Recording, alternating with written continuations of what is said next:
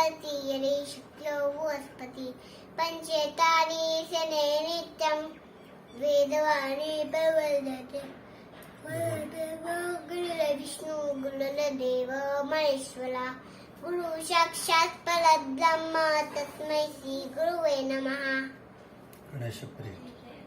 गणेश प्रिया रोगिलाजा समर्था महातापसी पूर्णमादप्पनेता दया पावना पूर्णिमा पूर्णचंद्रा नमस्कार श्री सद्गुरु रामचंद्रा.